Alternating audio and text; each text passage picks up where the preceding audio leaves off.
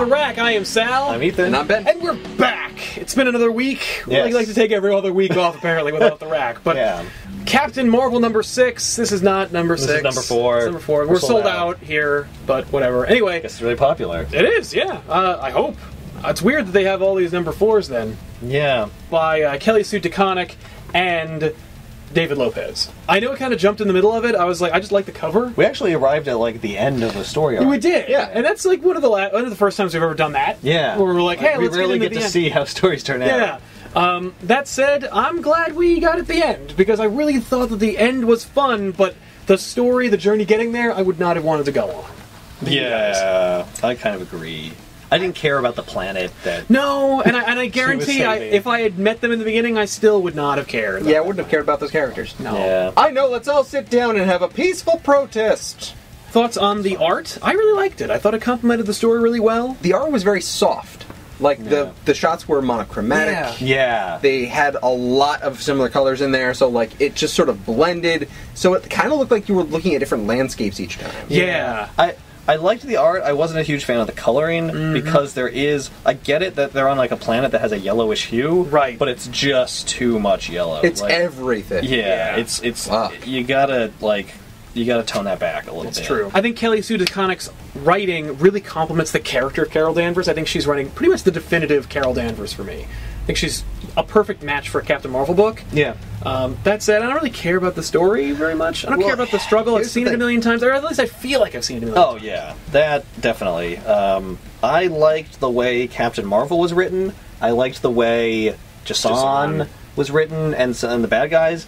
I didn't like the way most of the other characters were written. And I don't know if that's just because I don't like the characters, or I didn't like the dialogue. It seemed like cheesy. They felt and- like Star Trek's aliens. Yeah. Where they were like, where they didn't use contractions, or they did use contractions, or they're like allegories for regional people. It's just very like, okay. Yeah. Yeah, it was incredibly allegorical in Yeah. some spots. Yeah, what I found after reading the book was I wanted to see more of Captain Marvel. I want to see I more wanted to her see- feature more prominently in the book, even though she's like the hero. Yeah. But it was like there's She too was much- not. Yeah. Yeah, she like provided closure at the end, but she Yeah. wasn't the catalyst for the story. No. Or at least she wasn't the driving force of the story. She's No. the catalyst for what happens in the story. Right. I would like to see Carol Danvers on Earth, doing Earth things. Yeah. It was Why fun to can't see she her in ever be on space. Earth? I don't Yeah, understand. it was fun to see her on another planet. It was cool to see the Guardians of the Galaxy tie-in with Jason and Yeah, that was cool. what they're doing. And she also gets a dance mix.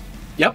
Yeah. Yeah, that was interesting. Yeah, that was to me. That was a clear like. It was not my favorite story, but it was better than average. I'll say. Yeah, I'd definitely say above average. I found the interactions fun, and I found the plot insipid. Because I found a huge issue with the idea that Jason wants this planet with vibranium, and he has all of these ships that can't get past one Right. person, Yeah. and can't get past two other ships then. Yeah. It's like, Yeah, no, that- you can't? Alright, fine. Yeah. It was. Yeah, that was contrived. That was contrived, and you know what also sucked? Yeah. We'll blow up the mine! Yeah. Guess what? We have giant spaceships. I could dig that out in a day. Well, that's the funny thing. I If don't- you can do that with like, if your ship has lasers, you can blow through the ground. You don't Right. need slaves to go in there. Yeah. it's a little. If you have it's a ships little ridiculous. that can travel Yeah. through light speed, you can build robots that can harvest stuff from a mine. Yeah, they did. Nothing was played like logically or consistently. It was just like, a Star it was just Trek like episode. there's a thing, and he wants it, so we'll blow it up so he can't have it. Never mind that like it's a mine. That doesn't really make any sense. You don't blow up a mine. If No. anything, like the more damage you do to it, the easier it is to get stuff out of it. Three You know what I mi- hate? What? The helmet. The helmet. I Her also helmet hate is horrific. She's a like gorgeous woman, and you put that helmet on, and it's just like ah. Well, it's also like, they- I guess it's so that she could travel through space. Well, they could make it a little more flattering, like Or at least- especially the mohawk. And I it's have just no her hair. problem with the mohawk. Really? I think that's fine. I think it's a cool design. Like I like it as the character. My problem with this whole thing is the nose. Yeah, the nose. That is nose on that mask just comes to a point. Yeah. Yeah, it's like- It's very like, like a she bird. looks like a bird. Yeah. Is she supposed to look like a bird? She shouldn't be. Well, she used to have a code name called Warbird, Oh, okay. but it's two code names that makes removed sense. now. If I look at this looks like a warbird. If her name was Warbird, that'd be Yeah. cool. Her name was Captain Marvel, right. so no. How would you guys rate it overall? Because of the characters and because of the art, I'd give this a 7. Because of the problems with the plot line and the grammatical issues, I rated it a 4. So this is going to end up being like a 5 for me. Okay, so about average.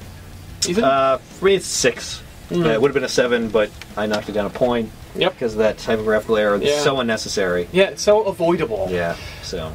But, still a solid book. Yeah, I agree. It was a solid book. I feel like because I got into the last chapter of the story, and I didn't need any setup to enjoy it. That was also commendable. It would have been an 8, but because I don't care enough to read the rest of the story, I'm bringing it down to a 7. Okay. I think, and I think I'm going to hold it there even with the typographical error, just because I think the fact that I wasn't really that interested in the story being stretched out over more issues, plus the typographical error, is enough to bring it down 1 point. So Yeah. I'm going to give it a 7. Okay. But overall, I think it's a recommend from us. We really like to see where this is going. I'm looking forward to seeing more from Kelly DeConnick. Yeah. I hope the next story with her is better and more interesting. Agreed. I think hope she's that it Bring will her back to Earth. Well, she's on the Guardians of the Galaxy team now, so like, I don't know when she's going to be back. Yeah. But She's going to keep on foiling Jason at every turn.